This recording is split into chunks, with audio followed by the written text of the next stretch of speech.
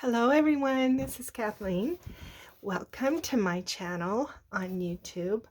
I'm glad to be here today. I'm going to do one last little video for this snippet journal. Diana, one of my subscribers, asked if I would show how to make the tassels that I make.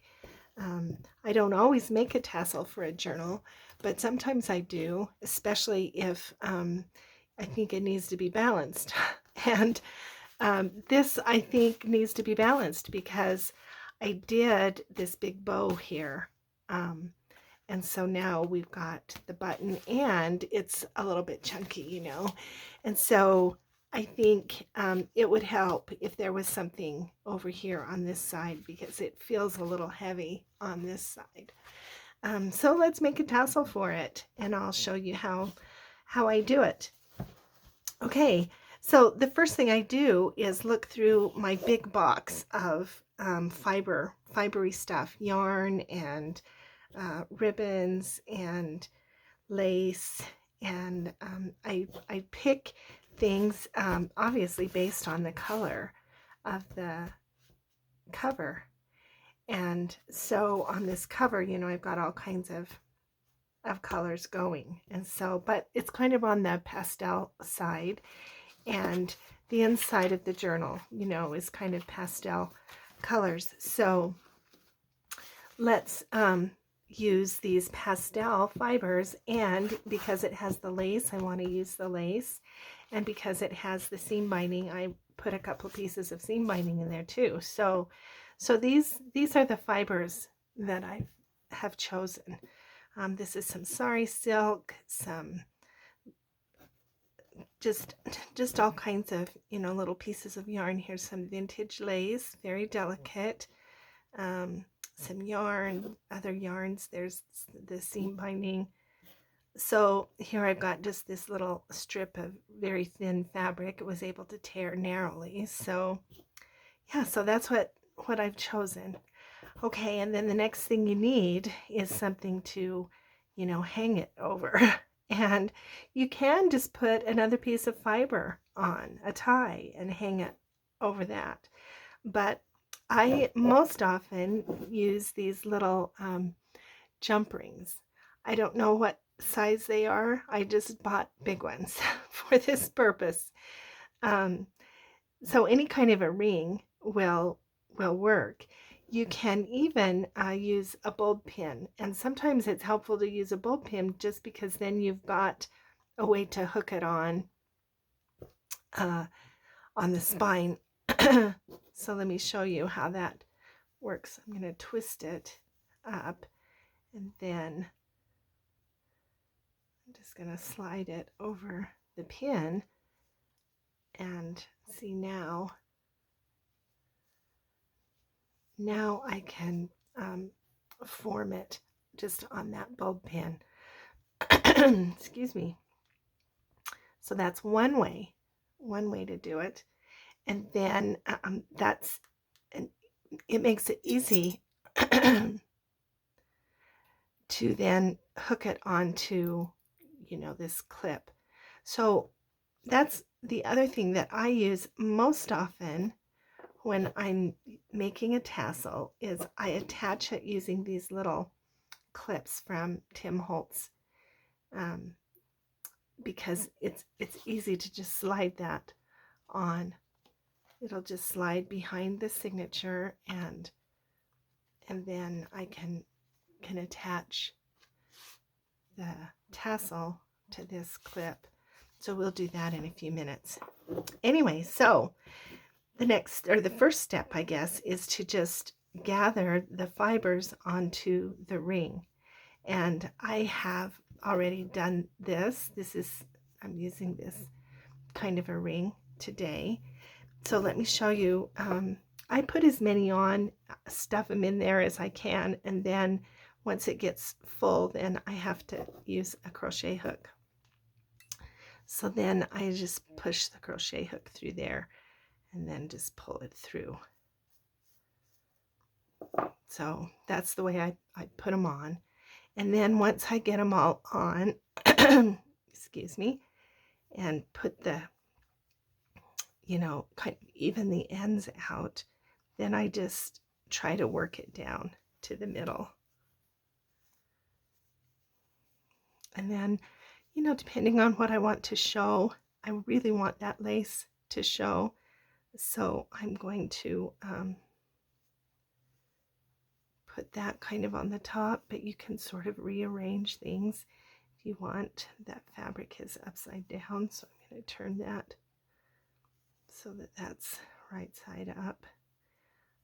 So you can spend a few minutes kind of fussing with it if you want. It would be nice to bring some of these smaller pieces kind of up to the top. Yeah. Okay, so then once you get it kind of the way you want it, then you need to make sure you've got it on both sides. Put the, where the ring comes together, put that underneath on the bottom. And then just kind of make whatever final arrangements you want, and then kind of gather it together. And then you need something, another piece of ribbon.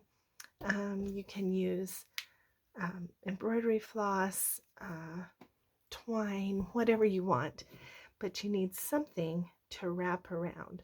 I'm just going to use and it needs to be strong because you're going to tie a tight knot and you don't want it to break. So whichever, I'm going to use a second piece of this brown, but I could easily use this piece or whatever. And then I just wrap it around a couple of times, and then I'm going to tie a square knot, which I'm going to have to do with my mouth, right? So this is going to disappear here in a minute. There we go. All right. And now, okay, that was left over right, and then this one goes back over again.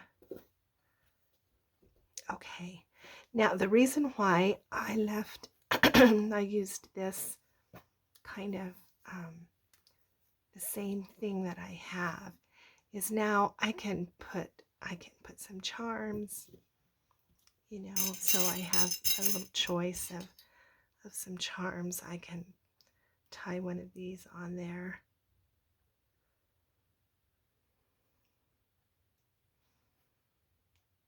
If I want, at any length along there.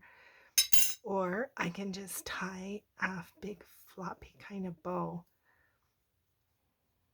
which I think is what I'm going to do with this one. Okay. I kind of like that. All right. But I did find this.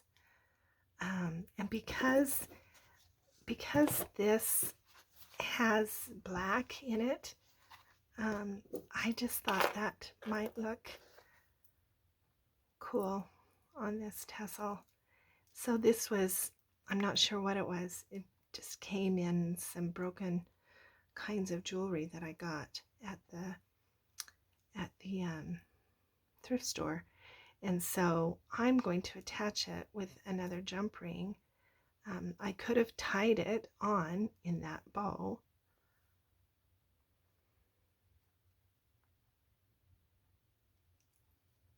Maybe I will, actually. Or maybe I will put it separately.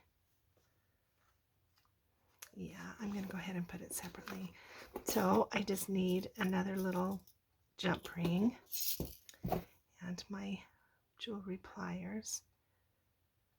I need to find the end and pull that out. that.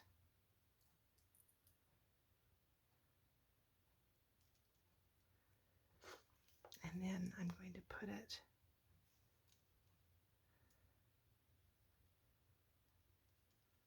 on there.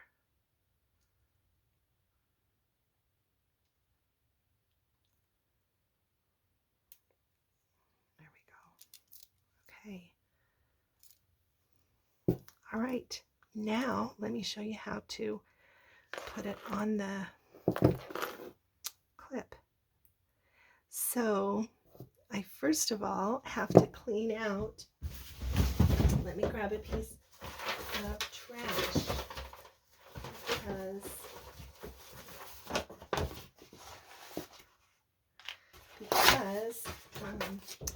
these clips are always dirty inside, and that's because of the way they've tried to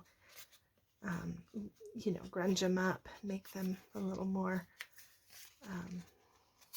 vintage seeming. And so I just try to kind of clean that out because I don't want that, messing up my journal. And then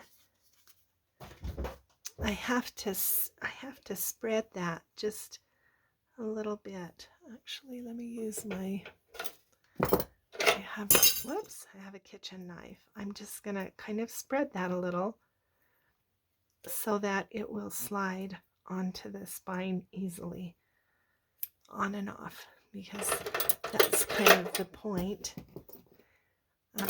is to have it be able to slide on and off.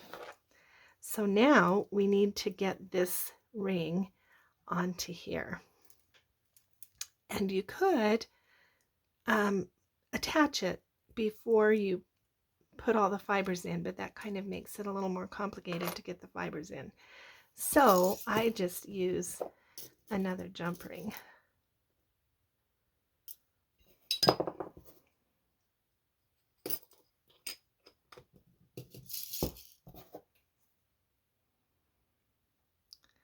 So again, I just spread that open and attach it to there, and then attach it here and close it.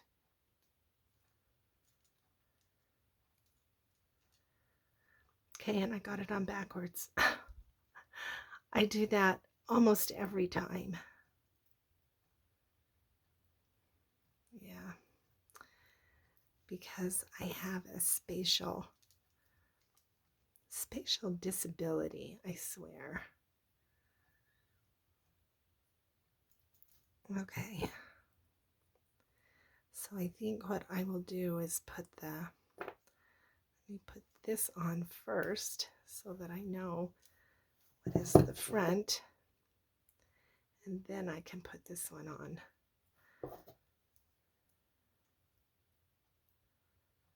Okay, there we go. All right, there it is. Now that's ready. So the next step is to put it on the journal, and let's see, I can kind of get it behind the signature and kind of centered on the spine like that. Okay. Yeah. So this is, you can see that this is hanging kind of at the side, and so it's going to be always kind of toward the back because it's heavier. So if you have a particular place that you really want that to hang, then you could put the jump ring through this front, and then that way it would hang on the front if that's what you wanted. I don't mind it there. Okay, so now the next thing we need to do is then trim it, to whatever size we want. And so I need my fabric scissors for this. So we're going to just kind of like cutting bangs. We're going to measure where we want it and then hack it off. And then at this point, we're going to kind of make it uneven because I don't want it.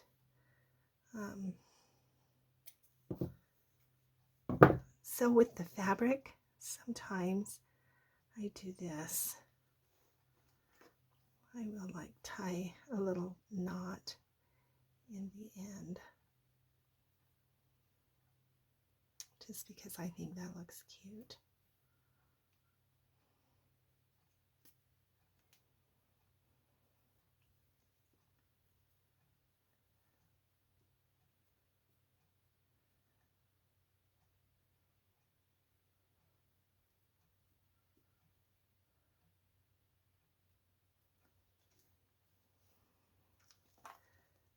Sometimes I do that with the seam binding too.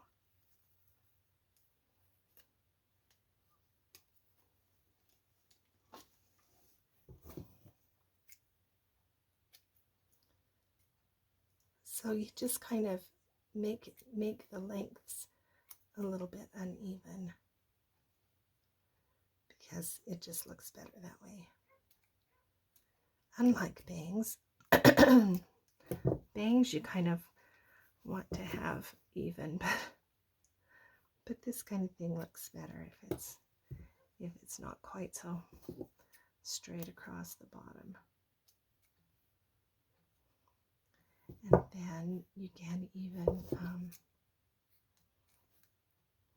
with some of it, if you want, you can kind of do a little bit of fraying on the bottom. That also makes it look a little more interesting. Okay, so now the last thing I do, because there's nothing at all wrong with that, but one of the things that I like is, one of the things that I think looks a little awkward is there's this space right here that has where between the top and where the tassel starts, and it's even worse if you use a bulb pin, because then you've got a really big space there. So this is the other thing I do. So let me come over here and I'm going to clip some lace. Let me find some lace. I think we'll use a piece of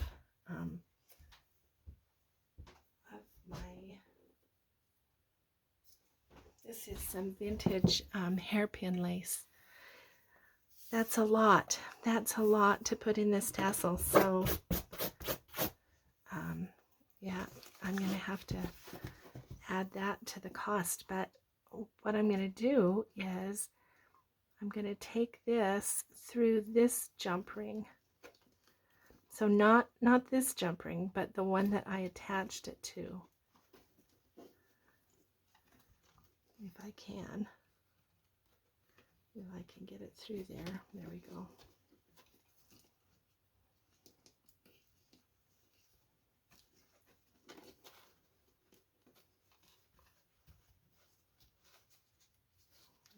It wants to catch on that. No, this is not this is not what needs to happen. Okay, what I'm going to do, I can use this lace or I can use some more seam binding. Let me cut a piece of seam binding. What color would be good? Maybe pink. Let's do pink. All right. So here's a piece of seam binding that's going to go through a little easier.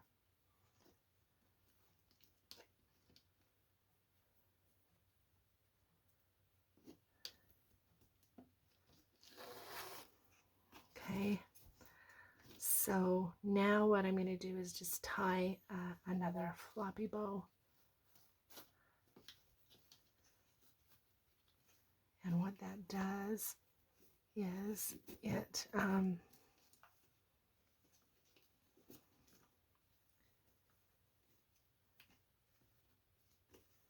kind of covers that that space. Okay, I'm going to wet my hand with a little bit of water and crinkle that seam binding.